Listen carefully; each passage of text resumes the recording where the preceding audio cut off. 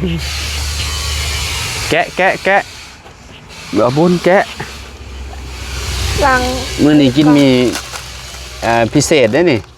น้องป๊อปเย็นสิมือน้องป๊อปป๊อปกินบ่เคยบ่กินอิ่มแล้วเมื่อกี้นี่หาจะกินข้าวอยู่ห่อเดียวห่อเดียวไอ้บ่กิน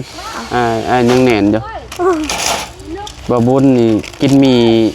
พอดีเลยมันจะไปชุกอยู่ในท้อง2ห่อแล้วก็ตัวนี้ห่อ1 3ห่อแล้วกินนี่แหละนำใจน้องเพิ่นพี่น้องเลยเนาะ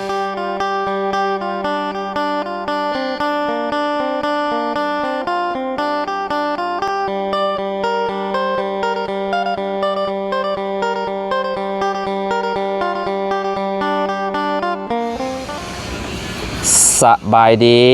สวัสดีพ่อแม่พี่น้อง FC บัสสุขูสุคนเนาะบ่ว่าสิอยู่ในและกระต่างประเทศเด้อพี่น้องเด้อเนาะมาพบมาพ้อกันเนาะกับเฮาคือเก่าคือเดิมพี่น้องเพิ่มเติมคือมื้อนี้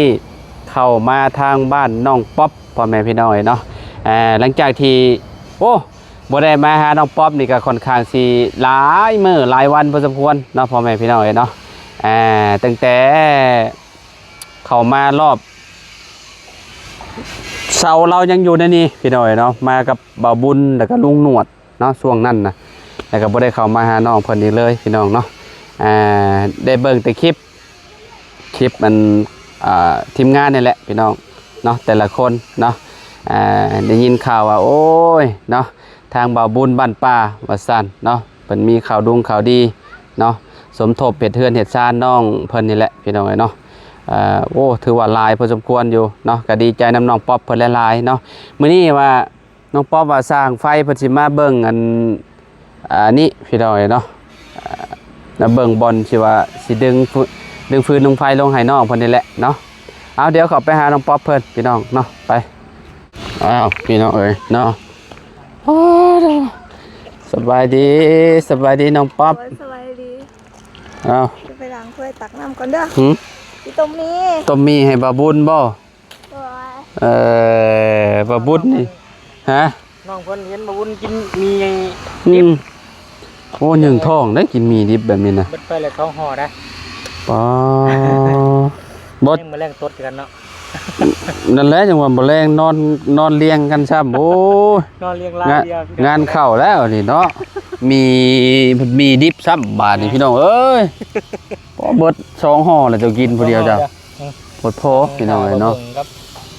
สัมผัสของเปล่าเบิดไปห่อที่2ในห่อนี่หิวข้าวบ่แล้วมันได้โอ้ยบ่ต้มมีกินได้ว่าซั่นเลยให้น้องมันต้มให้มันมีน้ำใจให้พี่น้องเนาะโดยสบายดีเด้อเนาะดูเนาะต้นมันมีว่ายามแรงนี่มองนี่มันห่มดีเนาะถือว่าโอเคเลยพี่น้องมันแบบว่ามันบ่ได้แดดเลยนี่เวลาอันยามค่ำมาแล้วมันสิห่มบ่เลยเพราะว่ามันมีต้นนี้ต้นดูต้นใหญ่ต้นนี้พี่น้องเนาะก็เลยห่มบาดนี้เนาะครับนู้ผมเงินตั้งใจครับอันนี้ก็เจ้าเก็บไปบ่แล้วเนาะก็เจ้าเก็บเขาอันกองตารางบ่แล้วเนาะน้ำบ่าวน้องป๊อปเพิ่นนั่นแหละนี่นะโดนติไปบ่ได้ละก็คิดไปแล้วก็เลยว่าเขาให้ก่อนมันตากแดดแม่นแล้วตากแดดตากฝนก็แม่นความเราอยู่มื้อได้เฮ็ดสมมุติว่ามีงบมีหยังมาก็เอาออกมาได้เนาะมันก็บ่ได้ยากได้ล่ะพี่น้องเอ้ยเนาะคือเฮาเบิ่งในคลิปว่าสร้างไฟสิมาว่าซั่นว่าสิอันนี้มาเบิ่งเรื่องไฟเนาะดึงลงนี่เนาะกับจากต้นมาพี่ก็บ่ไกลปานใดพี่น้องก็ไข่แน่เนาะ5 เมตรประมาณโอ้ชาวจะพี่ประมาณปึ๊บโอ้เกือบ20 เมตรพอแล้วขอคิดว่าเนาะมาเฮือนหลังน้อยแล้วนี่เนาะพอเราสิมีไฟฟ้าใช้ได้ตัวนี้ไฟฟ้าของตัวเองตัวนี้เนาะใครแน่ซะเนาะเวลาเฮ็ดเฮือนเฮ็ดชาเราก็สบายได้พี่น้องเอ้ยนะมีไฟฟ้าก็ได้เนาะก็เรื่องเอาไปเดินไฟก่อนดีกว่ามีอนาคตจะเป็นเรื่องสร้างใส่ เครื่องไฟฟ้าอยู่แล้ว ใส่กบใหม่กบตอกเนาะ อ่า โดยเบิดทุกอย่างแหล้วถ้าบ่มีไฟมันการเห็นงานนี่มันก็ค่อนข้างสิยากได้พี่น้อยนะเพราะว่าเขาต้องใส่แนวปาดแนวหยังเด้เนาะใส่เครื่องไฟฟ้าเบิดเลยเนาะคันว่าสิใส่มือคือรุ่นก่อนก็ย่อ เรียกที่ ก็สิแล้วเฮือนหลังหนึงก็ป้าตะคนเติม ดนอยู่เนาะพี่น้อยเนาะเอาก็ไปเก็บเมียนอยู่พุ่นแล้วเนาะเสาก็ได้พี่น้อยเนาะเก็บไว้อยู่กองตารางเฮือนนาบ่าวลาพุทธเนาะ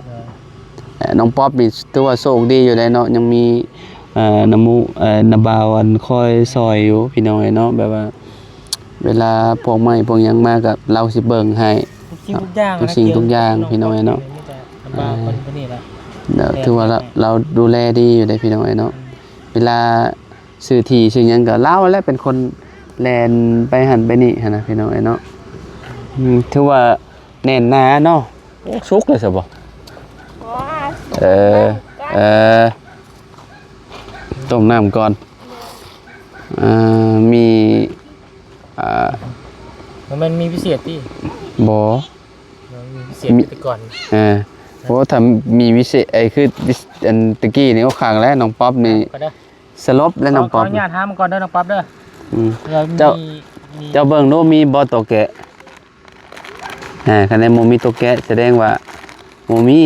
ครับพี่น้องเอ้ย อืม ไว้ใจบ่ได้เด้ออาจารย์เรื่องเชื่อเฮ็ด อืม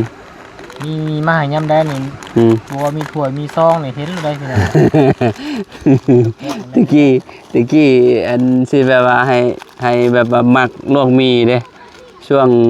น้องหลองน้องเลี้ยงก็คือกันแหละช่วงนั้นน่ะ เดี๋ยวให้น้องป๊อปไว้ก่อนจะหน่อยน้องป๊อปคนที่ น้องป๊อปก็เคยได้เทื่อหนึงเนาะ คนที่คิดลายได้จังได๋ อืม โอ้ยมีพิเศษจ้า พี่แจ๊คว่า หมูมี มีแต่มื้อนี่แหละพิเศษเจ้าอันลวกมีให้ชุมอายกิน อืม เรามามีน้องป๊อปเลย โอ้ย มีที่มื้อนี้พิเศษสำหรับข่อย อืม เจ้าลูกมีกิน โดยเนาะขออนุญาตให้น้องป๊อปหนิบไม้หน่อยหน่อยหนึงเนาะ มาไว้นี้เนาะ แม่น แมนหมดอันนี้มันมักได้ ครบไว้ตรงนี้นะ มันมักได้ไอ้กับพวกหมี่มันหอมได้หมดงามนี่ เมื่อจะ มันหอมเลยปัดรสนี่แถวนี้นะพี่น้อยเนาะ คัน หมดคันมันกัดโอ้เจ็บกันยังเอาสร้างไฟเพิ่นเอาเพิ่นสิมาเบิ่งไฟบ่น้องป๊อป โดย เพิ่นเลิกเวียกแล้วเพิ่นสิมาเบิ่งเนาะ โดยกระหูคือกัน เพิ่นจะมาเบิ่งนี่แหละก็จะมาตีเบิ่งนี่แหละพ โด วก ย อันนั้นมัน โดย โมเมนต์สร้างไฟที่ว่าไปเข้าบ้านนงจริงๆอ่ะบ่หรือว่าคนอันเจ้ากันบ่โอเคอันเดียวกันนั่นแหละจ้ะทีมไอซีอ่ะเนาะเดี๋ยวโอ้มีไฟฟ้าใช้แล้วก็คักแล้วเนาะป๊อป โดย เฮือนหลังนี้เข้าแล้วแม่นบ่เฮือนอันนาบ่าวเจ้านี่ ยังเอา ตอนเราก็อาศัยของเพิ่นคือกัน โดยต่อมาได้เหือนทางพี่น้อง อ๋อเจ้าก็ดึงจากเฮือนนาบ่าวเจ้ามาเข้าเฮือนเจ้าพร้อม แม่น มีไฟตัวเองก็ดีแล้ว กว่าแล้วเนาะเดือนหนึงเทื่อก็30ตามเฮาใส่แบบตามหลายตามน้อยจังซี่ข่อยก็บ่ฮู้คือกัน แต่ละเดือน แต่ว่าเงินเราเดือนนี้มันขึ้นเด้อกับเก็บขึ้นนิดเนาะ โดย เพราะว่า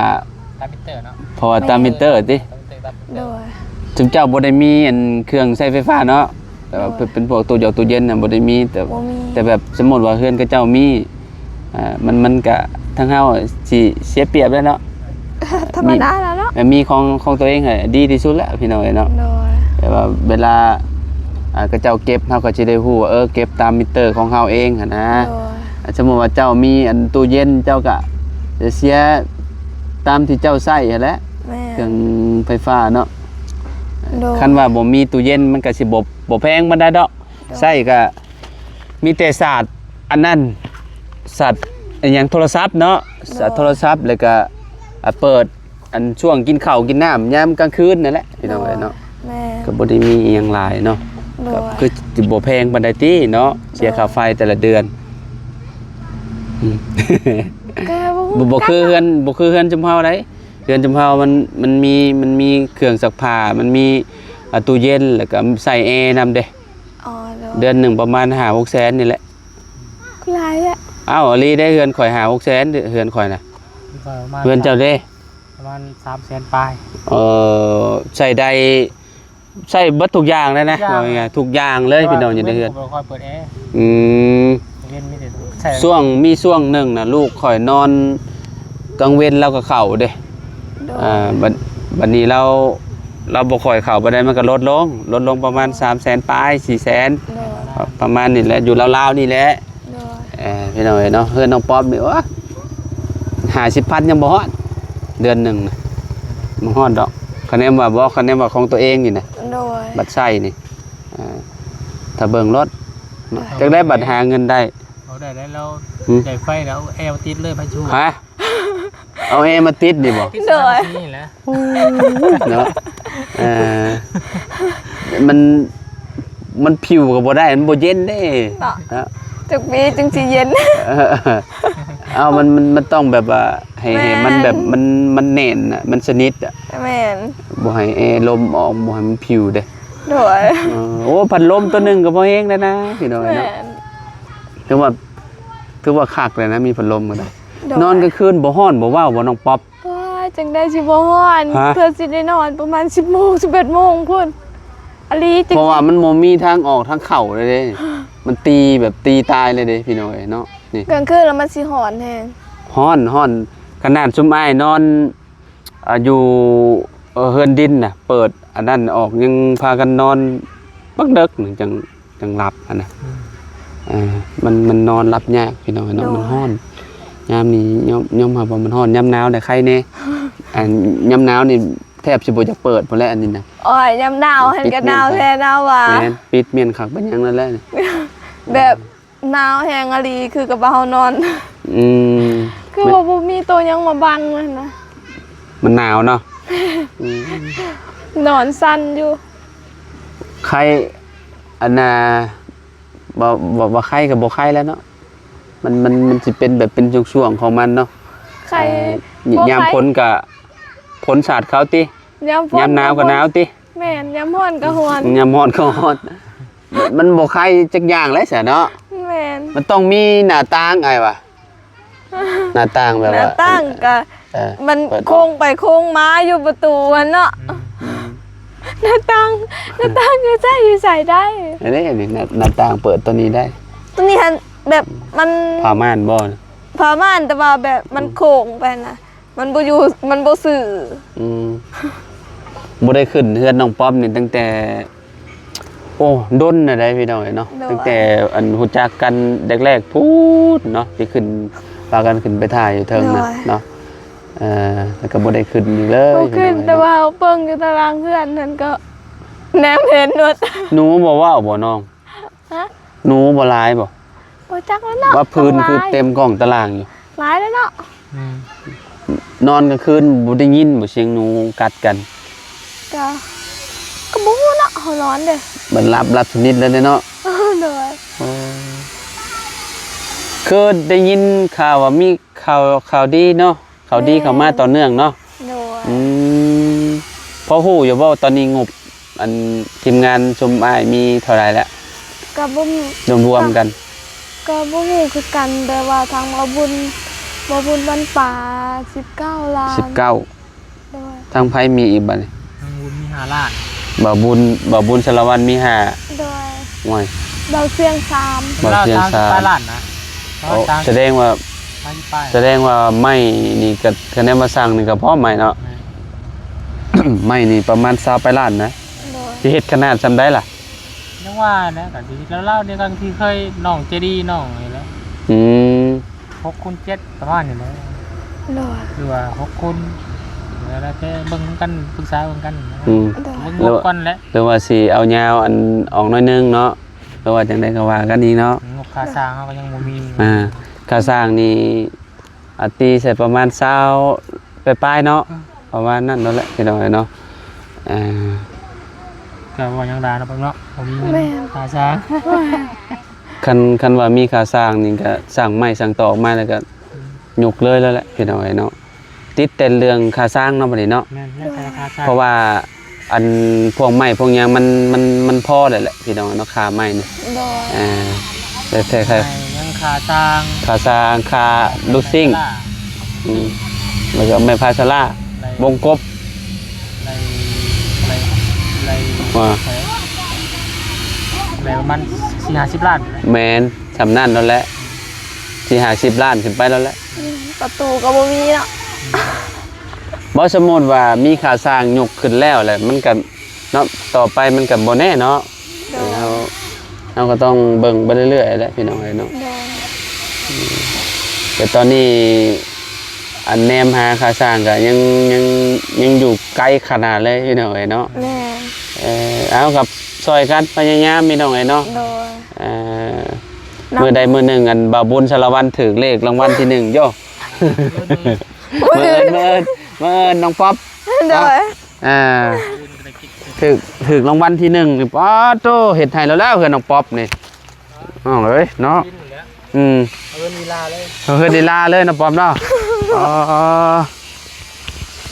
ใส่โอ้หลวงมือป่ะ บ่ หลวงเนาะแกะเดี๋ยวบุญแกะ หลัง มื้อนี้กินมีพิเศษได้นี่น้องป๊อปเย็นสิมือน้องป๊อปป๊อปกินป่ะ ข่อยบ่กินอิ่มแล้วเมื่อกี้นี่หาจะกินข้าวอยู่ ห่อเดียวครับ ห่อเดียวไอ้บ่กินไอ้ยังแน่นอยู่บ่บุญนี่กินมีพอดีเลยมันจะไปชุกอยู่ในท้อง2ห่อแล้วก็ตัวนี้ห่อ1 3ห่อแล้วกินนี่แหละนำใจน้องเพิ่นพี่น้องเอ้ยเนาะถือว่าสุดยอดแล้วเนาะขอบใจหลายๆมื้อหน้าสิมาฝากท้องนำ ด้วย มื้อนั่นก็ฝากท้องน้ำลาวได้มื้อนั้นกินมักนัดตำมักนัดน้ำลาวมักนัดสุกแล้วบ่อันป๊อปมังนี้นะมังนี้นะ ไปเบิ่งก่อนจะหน่อยกันเด้อ พุ่นน่ะไปเบิ่งนั่นแหละ บ่ได้เบิ่ง ไอ้ว่ามันยังบ่สุกเลยว่ะ มันว่าโอ้โหคือกัน ยินใช่บัด ชอบไม่ได้ดู ข่อยคือเห็นเจ้า หลายคนบ่ อยู่กับไผเมื่อก่อนน่ะอยู่ในช่องบาลีน่ะพาแฝดจะบ่ น้องน้ำบ่โอ้แม่นเป็นหมู่กันซื่อ กับพาแฝดเจ้า เอา เนาะ ข้าวกันเด้อ คือการข้าวเจ้ากินข้าวบ่ มาม่ากับกิน หมู่ปฏิเสธติโอ้ยพี่น้องเอ้ยเนาะโหเอาข้าวมาให้พร้อมเอาข้าวมาให้บาดนี่พี่น้องเอ้ยเนาะจะหน่อยน้องป๊อปโอ้ยหิวข้าวมาแต่ใช้เด้ อ่อนโยม ป๊อปมานั่งพี่เจ้าบัดนี่ ด้วย โอ้ลวกมีให้บาบุญล่ะพี่น้องเอ้ยเนาะกินกับบ่ได้กินมีอันนั้นได้บ่ได้แม่นมีไทยได้มีเวียดได้เพิ่นเฮ็ด กินน้ำกัน ด้วยไป จุมบ่เพิ่งอันเข้ามากินหยังกับจุมบ่เพิ่ง กินต่ ตำแบบใดซื้อมาเบาะเลยนั่นแหละ ำโดยซื้อมา อ๋อ ทางเบาจันเพิ่นซื้อมา เบาจันซื้อมาติ โดยแต่คอยบ่ฮู้คือกันจักบ่จันจักบ่เพิ่งนะเนาะ ยันเบาจันนั่นแหละ โดย โอ้หอมเนาะหอมกลุ่มเลยพี่น้องเอ้ยเนาะ น้ำหลายพุ่น แต่เจ้ากินน้ำเบิดนี่บ่แรงนี่อยู่ใกล้กันบ่ได้ เป็นหยัง ตอนนี้มันยังอืดเลยนะ ฮะ ต้นเลย อันนั้นแหละจังว่าเรากินมีเด้มีดิบ2อันเด้ แม่นบ่ เรากินแม่น ไปฮู้เข้ามาได้ซ้ายเนาะเข้า จางแล้ว มันจางและน้ำลาย ใส่อีกไหม ใช่ยังชนะนะ บ่อันนั้นเด้ เจ้าใช้บ่ได้เบิดบ่เครื่องปรุง บ่เบิดแล้ว เด้เครื่องปรุงตัวเจ้าแกะ หลายเด้แม่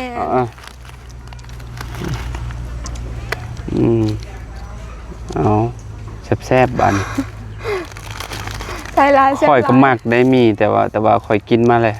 แต่แนมข่อยบ่กิน2ห่อเนี่ยบ่อยู่ดอกข่อยนะ อย่างเด้อกินมีบ้านน้องป๊อปครั้งแรก ได้ คิดว่าจะมีพิเศษแต่ไม่พิเศษซะแล้ววันนี้ โอ้เห็นแต่ละเทื่อ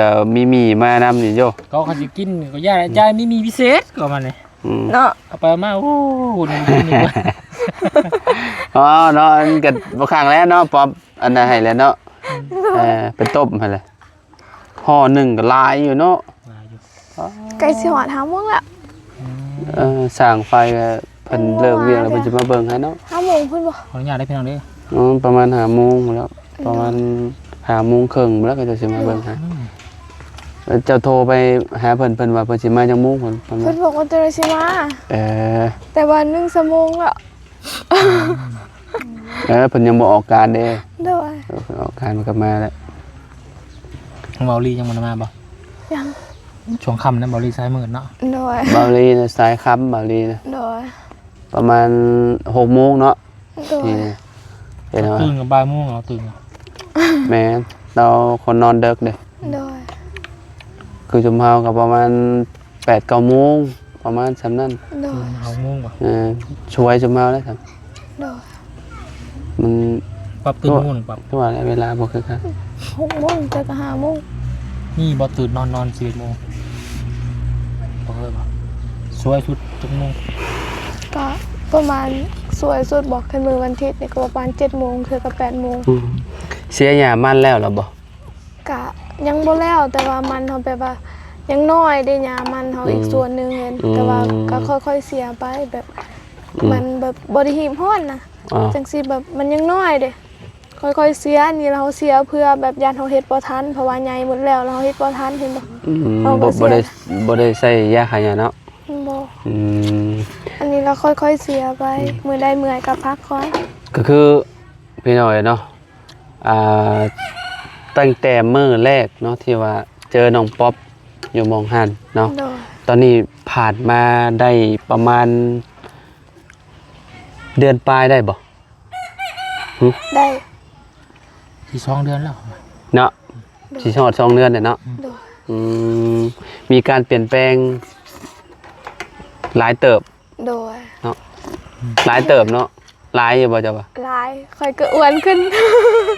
ตั้งแต่ฮู้จักกับทีมงานมานี่เนาะ บ่ โดย จะว่าจะอ้วนขึ้นบ่ โดย เออธรรมดาไอ้บ่ อ้วน ในทีมงานนี่ฮู้จักเบิดทุกคนแล้วบัดนี้ ก็หมู่คือกันคือสิเบิดแล้วบ่ รู้แล้ว ผู้ที่ว่าเขามาถ่ายเจ้านี่เจ้าฮู้จักเบิดแม่นบ่ โดย ชื่อบ่บ่ จื้อภายในจื้อเบิดทุกคนใครเบาจันเบาลี เบาเตียง เบาบุญสารวัตรเบาบุญวันป่า อาจารย์ลาวเบาเพิ่งลุงหนวดแล้วกับลุงเพิ่มเบาตูนเบาไหลเป็นไผอีกแล้วก็มีอ้ายอีกผู้หนึงค่อยจำชื่อบ่ได้เพิ่นเมื่อเด้ไปผู้ใดเด้เพิ่นบุกแก้วแม่นแล้วก็มีอ้ายผู้หนึงเพิ่นไปนำเบาเตียงนั่นเด้ ให้เปิด เมฆ บ่เพิ่นไปซอยยังก็ไปซอย บ่ยาว แม่ บ่ยาวขนาด บ่ยาวโอ้แสดงว่าเบิดทุกคนแล้วเราฮู้จักเบิดแล้วคนในทีมนะในทีมทุกคนก็มีแต่ซ้ำนั่นแหละ แล้วก็ เบิด บ่บุญคง บ่าวบุญคงเพิ่นอยู่เซโปนอันนี้นะฮู้จักเบิดถือว่าเนาะในทีมงานนี่ ผ่าน ถือว่าผ่านแล้วพี่น้องเนาะ บ่ได้อยู่ได้ซ้ำ แต่ว่าน้องเพิ่นฮู้จักเบิดทุกคนเลยเด้เนาะบ่คือตะกี้เด้เนาะเพราะว่าคือว่าแล้วเนาะช่วงนั้นมันใหม่เนาะไอ้สิจื้อเนาะแต่ละคนเข้ามาปุ๊บปั๊บแล้วก็ออกไปนะหลายเด้ เพราะว่าป๊อปเราอ้วกต้วมทุนนิดนึง อ้วนบ่ ช่วงกับพ่อเล่าตอนงานจบร้านแล้วเนี่ยหน้าเล่าอย่างนี้ น่าเราอันนี้เนาะแถวนี้เนาะ นะหน้าเล่าไม่แต่มันมีไม่หนังเลย เฮาเคยไปแจกเครื่องอยู่บ้านนั่นเธอนึงเนาะแล้วก็เจอน้องเพิ่นอยู่หั่นเนาะ โดย ประมาณอดดนเติบเนาะ โดย บ้านวังเอยเนาะ โดย แล้วก็บ่ได้พ้อกันเลยพี่น้องเนาะ โดย แต่ก็มานัดเจอกันกับบ่าวบุญอีก โดย เนาะแบบโดนเลยพี่น้องจังได้พ้อกัน โด เพิ่ ย นมาพ้อกันอยู่นี่มาพ้อกันบนคายหน่อไม้นี่พี่น้องเนาะเจอกันอยู่นี่แหละแล้วก็ฮู้จักกันยาวเลยบัดนี้เนาะ โดย พ่อน้องมัน แม่น น้องคายน้ำมัน แม่นจุด อันกำเนิดของเราได้นะพี่น้องเนาะที่ว่าได้เจออันเริ่มต้นเนาะน้องป๊อปพี่น้องนะอาจจะว่าฮู้จักกับน้องป๊อปมาก็นี่แหละพี่น้องเนาะ โดย ขายหน่อไม้นี่แหละเนาะ โดย แล้วก็ยาวมาเลยบัดนี้พี่น้องเลยเนาะสัมพี่สัมน้องแล้วบัดนี้เนาะพ่อกันนี่แหละก็กินข้าวกินน้ำพี่น้องเลยเนาะห่วมพากันเนาะ โดย จนเบิดเนาะจะเห็นเนาะเรียบร้อยเนาะ ลืมกินข้าว เขามีงอป่ะ อิ่มแล้วเนาะ ไม่ลืมกินเขาอีก แล้วแรกแล้วไหม คือสิบ่กินข้าวแรงแล้วจังนี่เนาะโอ้ยพี่น้องเอ้ยเนาะติบข้าวก็งามเนาะคักเลยติบข้าวเราข้าวหนึ่งแล้วเหรอบ่คือยังบ่มีไปกินเต็มติบคือเก่า แม่นึงแล้ว อ๋อโอเคซะเนาะจังได๋ก็ดีใจนำน้องป๊อปเพิ่นพี่น้องตอนนี้ก็งบอยู่ในราวๆอยู่ประมาณ30นิดหน่อยๆนะบ่บุญเนาะ โดย ก็ยังขาดหลายพี่น้องยังขาดซุ้มขาดสร้างอีกโอ้ยเนาะ ขอบใจน้องเด้อ ขอให้น้องป๊อปเพิ่นได้เฮือนได้ซ่านไว้เด้อน้องป๊อปเด้อ โดยใจเด้อ โดยอ้ายก็ขอบใจคือการขอบใจที่ดวงมาให้หมู่อ้ายกินเด้อ โอเคไปปะแล้วพี่น้องอยู่ดีมีแฮงสบายดีเด้อ ขอบใจเด้อ โดยไปพี่น้องเนาะสบายดี เด้อ